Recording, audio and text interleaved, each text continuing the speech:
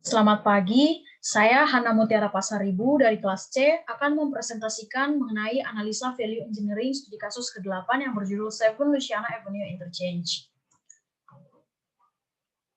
Berikut garis besar pembahasannya terdiri dari deskripsi proyek, tujuan dan kebutuhan proyek, lingkup studi VE, rekomendasi ide, dan rekomendasi VE. Deskripsi proyek. Proyek pada studi kasus ini diusulkan untuk mengganti persimpangan sebidang menjadi persimpangan tak sebidang. Proyek ini terletak di kota St. Louis Park, Minnesota, yang merupakan kota pinggiran tingkat pertama di wilayah metropolitan kota kembar barat. 7 Louisiana Avenue Interchange ini merupakan salah satu persimpangan terpadat, hingga selalu masuk dalam peringkat 200 simpang terpadat. Berikut gambarannya. Selanjutnya, ada tujuan dan kebutuhan proyek. Tujuan dari proyek 7 Louisiana Avenue Interchange ini untuk mengatasi kondisi keselamatan dan operasional yang memburuk, serta memperbaiki pergerakan pejalan kaki dan sepeda yang melintas dari persimpangan ini. Selain itu, untuk memperbaiki transportasi yang akan membantu mendorong pembangunan ekonomi di daerah tersebut. Kebutuhan akan proyek ini didorong oleh meningkatkan keselamatan kendaraan, mempertahankan mobilitas atau kapasitas lalu lintas masa depan, meningkatkan mobilitas pejalan kaki atau pesepeda, mendorong pembangunan ekonomi. Selanjutnya, lingkup studi VE. Misi tim VE adalah untuk memverifikasi atau memperbaiki berbagai konsep terhadap proyek 7 Louisiana Avenue Interchange. Tujuan utama dari studi ini untuk melakukan peninjauan dan analisis menyeluruh terhadap seluruh masalah proyek utama. Lalu, untuk membantu identifikasi alternatif yang akan meningkatkan mobilitas dan mengurangi konflik antar kendaraan dan non-kendaraan lalu lintas. Yang ketiga, untuk meminimalkan dampak terhadap perkembangan yang ada dan meningkatkan peluang untuk pengembangan di masa depan. Peningkatan sistem transportasi yang peka terhadap lingkungan untuk memecahkan tujuan dan kebutuhan yang teridentifikasi. Berikut analisis proyek. Biaya proyek ini totalnya sekitar 19.885.215 miliar. Berikut dalam bentuk diagram batang. Selanjutnya, rekomendasi ide. Tim VE mengusulkan total 44 ide baru untuk proyek ini. Ide tersebut dibandingkan terhadap konsep dasar yang dikerjakan oleh tim proyek. Konsep terbaik selanjutnya dikembangkan oleh tim VE lagi. Dari ide-ide yang ada, tim VE memberikan 8 rekomendasi yang menghasilkan penghematan bersih atau net cost saving sekitar 3,9 miliar dolar sampai 5,1 miliar dolar, serta performa yang diberikan meningkat 7-11%.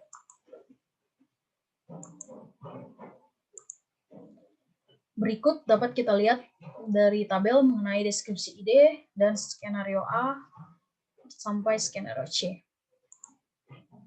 Rencana strategi implementasi. Akibat dari berbagai macam rekomendasi, 3 skenario berbeda tersedia, yang meliputi pertama skenario A, terdiri dari rekomendasi 1, 2, 3, dan 4, yang berpengaruh terhadap konsep dasar dengan penghematan biaya sebesar 4,1 miliar dolar, serta peningkatan performa sebesar 8%. Sementara itu, skenario B terdiri dari rekomendasi 5A, 1, 2, dan 4, dengan penghematan sebesar 5,1 miliar dolar serta peningkatan performa sebesar 7%. Dan yang terakhir, skenario C terdiri dari rekomendasi 5B, 1, 2, dan 4 dengan penghematan sebesar 3,9 miliar dolar serta peningkatan performa sebesar 11%. Berikut dapat dilihat tabelnya.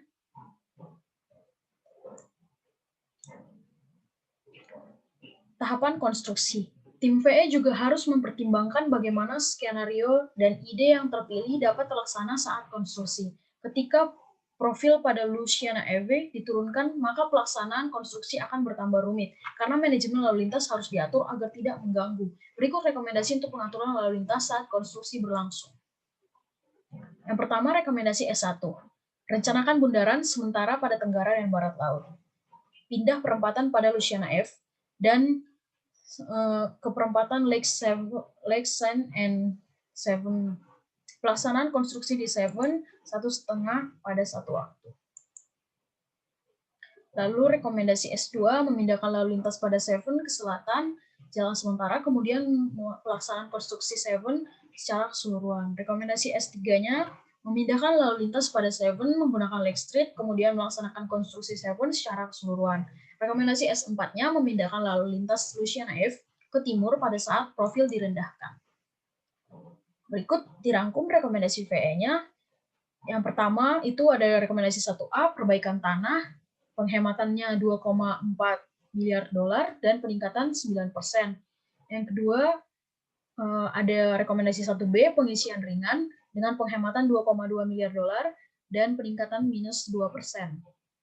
Lalu 1C, pondasi tiang pancang didukung pengisian dengan penghematan 2,5 M dolar dan peningkatan 6%. Lalu ada yang kedua, rekomendasinya itu perkuatan lereng dengan penghematan 1,1 miliar dolar dan 7% peningkatan. Selanjutnya, ada bundaran jalur tunggal, itu menjadi rekomendasi ketiga, penghematannya setengah miliar dolar dengan peningkatan 11%. Lalu yang keempat, menghapus median di Louisiana Avenue, penghematannya 0,1 miliar dolar dengan peningkatan 6%. Lalu yang kelima A, simpang susun berbentuk berlian dengan penghematan 1,5 miliar dolar dengan peningkatan 7%. Lalu yang terakhir ada persimpangan bundaran 1 titik sebagai rekomendasi 5B, penghematannya 0,3 miliar dolar dan peningkatannya 21%. Berikut penjelasannya. Untuk rekomendasi 1A, perbaikan tanah, konsep aslinya memindahkan tanah yang terkontaminasi serta gambut dan menggantikannya dengan tanah uruk. Diasumsikan bahwa ini membutuhkan sheathing and shoring, sementara untuk menjaga proses pengerukan yang stabil, kedalaman dekitas 35 feet di barat jembatan. Konsep rekomendasinya menggunakan metode ground improvement daripada pengerukan tanah gambut daripada itu. Terus ke summary. Mampu menghemat biaya sebesar 2,4 miliar dolar dan dari biaya awal sebesar 4,4 miliar dolar menjadi 2 miliar dolar. Peningkatan yang terjadi adalah sebesar 9%. Berikut keuntungannya. Yang pertama, mengurangi terbuangnya tanah yang terkontaminasi, lalu memiliki efek pengawetan, mempersingkat jadwal, mengurangi tanah uruk, mengurangi kebisingan, mengurangi settlement pada tanah. Kerugiannya membutuhkan di subkontraktor.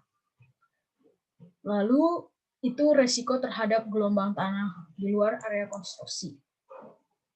Justifikasinya, untuk konsep dasar, semua yang berkaitan dengan tanah dasar membutuhkan investigasi subsurface, tanah yang mendalam untuk melakukan remedial terhadap tanah. Metode ground improvements-nya ada deep soil mixing, yaitu metode yang memiliki resiko pada tanah yang memiliki pH rendah, namun memiliki tingkat polusi udara yang lebih rendah dibandingkan dengan pekerjaan tiang pancang.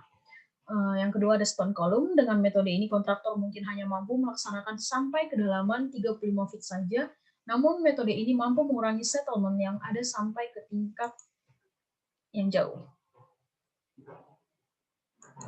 Lalu ada fibro compaction. Metode ini cocok digunakan pada area yang berpasir sampai granular, tapi tidak cocok pada daerah yang tanahnya tanah gambut. Lalu tidak dianjurkan melaksanakan metode ini sebagai ground improvement di seluruh area pekerjaan. Tapi pada daerah timur jembatan mungkin bisa diaplikasikan dalam pelaksanaan fondasi dangkal atau stone column.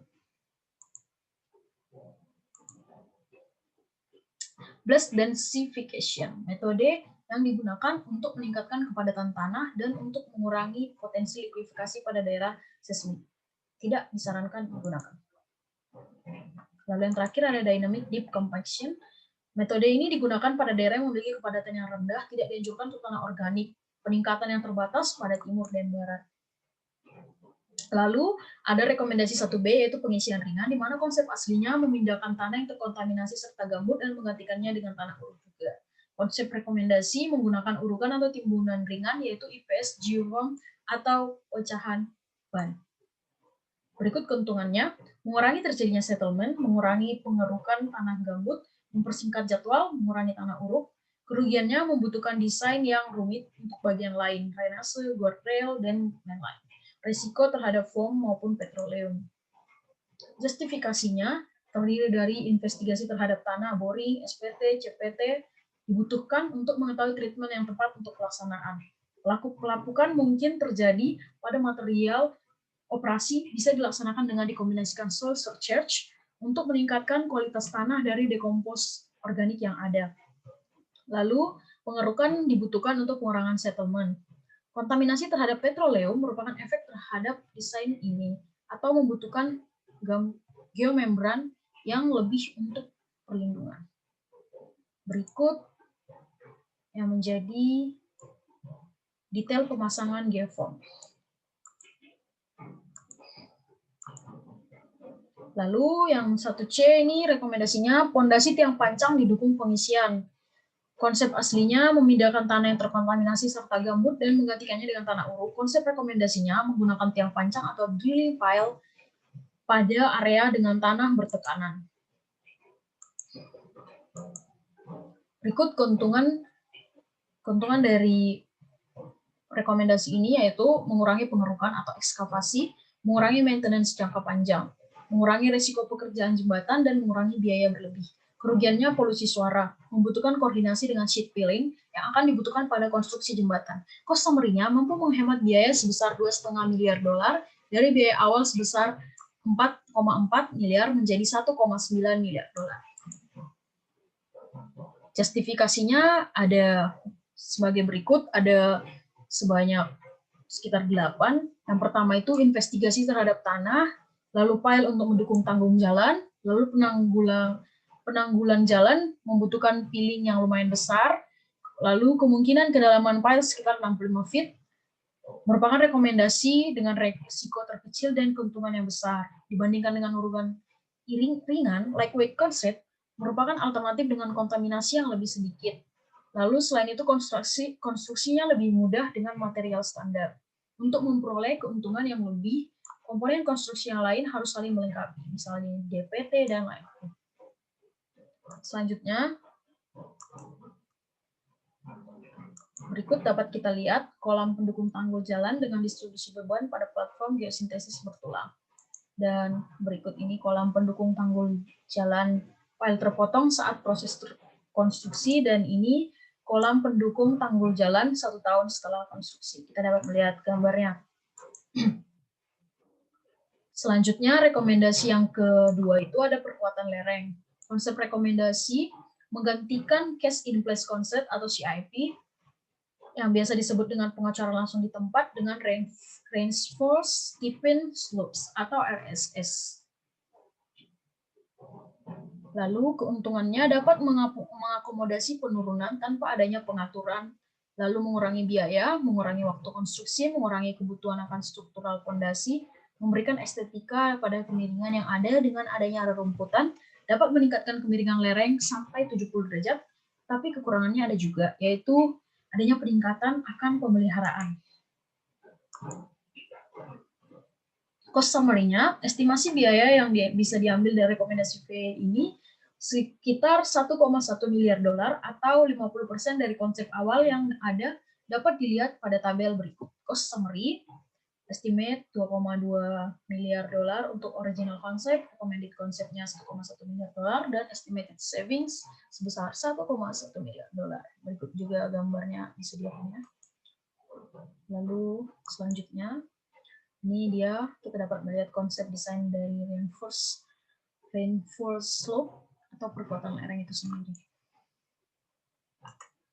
Selanjutnya, rekomendasi ketiga, bundaran jalur tunggal. Konsep rekomendasi, perubahan pada jumlah lane yang digunakan pada roundabout yang ada di mana original konsep yang ada itu menggunakan 2 lane, sehingga berdasarkan penelitian yang dilakukan oleh tim PE, diberikan rekomendasi bahwa menggunakan 1 lane masih cukup untuk menampung kendaraan yang ada. Sehingga berdasarkan penelitian kepadatannya masih berada di bawah 85% dan tergolong arus stabil. Namun dengan adanya penelitian yang ada pada tahun 2031 nanti dapat ditingkatkan menjadi 2 lane dikarenakan tingkat kepadatannya telah melebihi 85%. Ini gambaran single lane roundabout-nya. Lalu keuntungannya mengurangi konflik yang ada, lebih mudah untuk navigasi dari perspektif pengemudi, lebih mudah dikembangkan ke depannya jika dibutuhkan, mengurangi kebutuhan akan struktural fondasinya, memberikan estetika pada kemiringan yang ada dengan adanya rerumputan, dan dapat meningkatkan kemiringan lereng sampai 70 derajat. Kekurangannya tidak dapat menghandle pada tahun 2031 karena peningkatan arus yang ada. Limpasan permukaan akan dibutuhkan untuk dipindahkan ke depannya. Cost summary-nya, estimasi biaya yang bisa diambil dari rekomendasi VE yang diberikan ini sekitar 0,5 miliar dolar. Dapat dilihat pada tabel. Lalu rekomendasi keempat, menghapus median di Louisiana Avenue. Konsep rekomendasinya adalah menghapus median yang ada dari original design, dikarenakan untuk memberikan rasa yang lebih urban ke jalan bagi pengguna jalan tersebut, di mana juga dapat menghilangkan median jalan, itu memberikan keamanan pada 4 lajur 2 arah yang mendekati belokan, serta dengan dihilangkannya median yang ada dapat mengurangi kecepatan dan memberikan rasa tenang bagi pengendara. Median yang dihilangkan dapat kita lihat pada gambar. Keuntungannya mengurangi permukaan yang kedap air, lalu meningkatkan penghilangan salju, dan mengurangi panjang jembatan. Lalu lintas juga menenangkan karakter urban. Kekurangannya perspektif publik. Cost summary-nya, estimasi biaya yang bisa diambil dari rekomendasi yang diberikan ini sebesar 0,1 miliar dolar. Ini dapat dilihat di tabel juga. Selanjutnya, ini ada rekomendasi ke-5A, yaitu simpang susun berbentuk berlian. Konsep rekomendasinya membuat interchange-nya berbentuk TUDI, Tight Urban Diamond Interchange, dikarenakan TUDI dianggap lebih bagus daripada normal diamond interchange. Selanjutnya, kita dapat melihat keuntungannya itu jejak proyek keseluruhan yang lebih kecil, pengaruh yang sedikit terhadap bisnis yang ada di bagian utara, desain RAM-nya meningkat, operasi lalu lintas meningkat, ekspektasi pengemudi juga meningkat, dan sesuai dengan jalan existing yang ada. Kekurangannya meningkatkan konflik setelah roundabouts, dapat terpengaruh akibat apartemen. Cost summary-nya, estimasi biaya yang bisa diambil dari rekomendasinya sekitar 1,5 miliar dolar. Dapat dilihat pada tabel. Selanjutnya ini ada rekomendasi 5B, yaitu persimpangan bundaran satu titik. Konsepnya itu pada rekomendasi VE 5B ini adalah single point roundabout interchange. Jadi pada rekomendasi ini direncanakan membuat hanya satu bundaran yang akan menghubungkan jalan yang ada di Louisiana Avenue, di mana direncanakan bundarannya memiliki diameter 200 kaki. Keuntungannya meningkatkan familiaritas kepada pengemudi, mengurangi pengaruh peraturan lalu lintas, peningkatan rem design, berkurangnya pengaruh kepada akses bisnis di bagian utara, peningkatan lalu lintas, peningkatan ekspektasi pengemudi. Kekurangannya membutuhkan lebih panjang struktur jembatan untuk mengepaskan kebenarannya. Summary-nya sekitar 0,1 M yang dapat kita lihat pada tabel. Sekian presentasi yang dapat saya sampaikan. Kurang lebihnya mohon maaf. Terima kasih.